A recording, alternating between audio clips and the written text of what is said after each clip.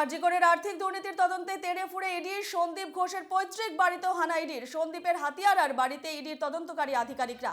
হাতিয়ারার এই বাড়িতে সন্দীপের বাবা মা থাকতেন। আরজিকরের ঘটনার পর থেকে তারা কেউই থাকেন না। তালা ভাঙতে আনা হয়েছিল তালা ভাঙার লোক, এবং এই মুহূর্তে যে ছবি দেখতে পাচ্ছেন, এই ছবি হচ্ছে সন্দীপের পৈতৃক বাড়ির ছবি। আরজিকরের আর্থিক দুর্নীতির তদন্তে একেবারে তেড়ে ফুঁড়ে সকাল থেকে নেমেছে ইডি। সন্দীপের হাতিয়ারার বাড়িতেও ইডির তদন্তকারী আধিকারিকরা। হাতিয়ারার এই বাড়িতে সন্দীপের বাবা মা থাকতেন। আরজিকরের ঘটনার পর থেকে তারা কেউই থাকেন না এখানে।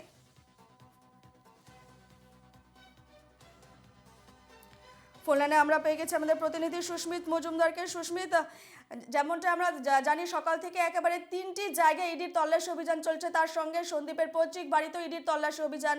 ঠিক কি ছবি এই মুহূর্তের, কি আপডেট রয়েছে? দেখো রূপা, যেমনটা এই মুহূর্তে দেখা যাচ্ছে যে এই যে পৈতৃক বাড়ি, হাতিয়ারার যে বাড়ি, সেই বাড়িতে তার বাবা মা থাকতেন, যেমনটা স্থানীয় সূত্রে জানা গিয়েছে, স্থানীয় লোকদের সঙ্গে কথা বলে যেটা জানতে পেরেছি।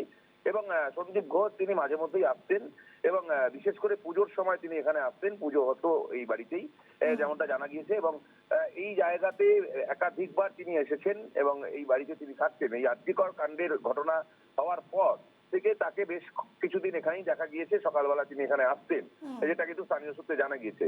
তবে আমরা জানি গত কয়েকদিন আগে ইডির আধিকারিকরা তারা কিন্তু এই বাড়িতে এসেছিলেন।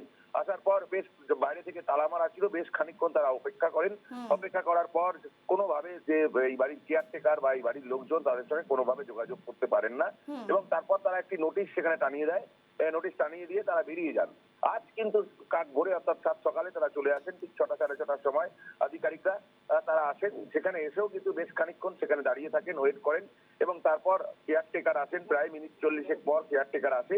কেয়ারটেকার এসে মেন গেটের তালা খুলে দিলেও কিন্তু ভেতরে যে তিনতলা বাড়ি যে বিভিন্ন ফ্লোর রয়েছে, বিভিন্ন ঘর রয়েছে, সেই সমস্ত ঘরের কিন্তু চাবি তারা পান না। তারপর তার যে নিকট আত্মীয়, তার শ্যালকের স্ত্রী, তাকে ডেকে পাঠানো হয়। সেই শ্যালকের স্ত্রী আসেন। আসার পর 2টি ঘর সেখান থেকে খোলা হয়, এবং সেই ঘরে ভেতরে তারা তথ্য তালাশ করেন। এবং আরো বেশ কয়েকটি ঘর রয়েছে, যেই ঘরগুলো কিন্তু তালা বন্ধ রয়েছে। সেই তালার চাবি শ্যালকের স্ত্রীর কাছে বা কেয়ারটেকারের কাছে কারোর কাছেই নেই।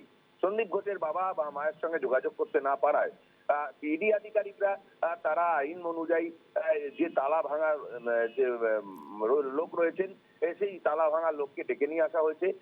এখন এই মুহূর্তে যে ছবি রয়েছে, সেই কিন্তু এই তালা ভাঙার লোক তিনি ভেতরে ঢুকেছেন। ভেতরে ঢুকে এখন এই ঘরের তালা ভাঙা হবে, এবং তারপর যে আলমারি রয়েছে বা বিভিন্ন জায়গা রয়েছে, ওয়ার্ড্রপ রয়েছে, সেই সমস্ত গুলো ভেঙে তল্লাশি, তালা ভেঙে সেগুলোকে তল্লাশি করবে, না এখন ঘরে ঢুকে তারা তথ্য তালাশ করবে, এখন সেই বিষয়টাই দেখার। তবে এই মুহূর্তে যেটা বড় খবর, সেটা কিন্তু তালা ভাঙার লোক নিয়ে আসা হলো সন্দীপ ঘোষের যে বাবার বাড়ি, অর্থাৎ পৈতৃক বাসস্থান সেটা এই বাড়িটা, যেটা স্থানীয় সূত্রে জানা গিয়েছে, গত 15 বছর আগে এই বাড়িটা কেনা হয়েছিল, এবং এই বাড়িটা অবৈধভাবে নির্মাণ রয়েছে, যেমনটা কিন্তু অভিযোগ করছেন স্থানীয় বাসিন্দা যারা, তারা একদম ক্যামেরার সামনে কিন্তু তারা অভিযোগ করেছেন। যখন এই বাড়ি নির্মাণ হচ্ছিল, অবৈধভাবে নির্মাণ হচ্ছিল, এখানে লিফট লাগানো হচ্ছিল, 3তলা বাড়ি, সেখানে লিফট লাগানো হচ্ছিল, এবং সেই লিফটের যে আবর্জনা সেই সমস্ত রাস্তার উপরে পড়ে জঞ্জাল হচ্ছিল, স্থানীয় মানুষের যাতায়াত করতে অসুবিধা হচ্ছিল।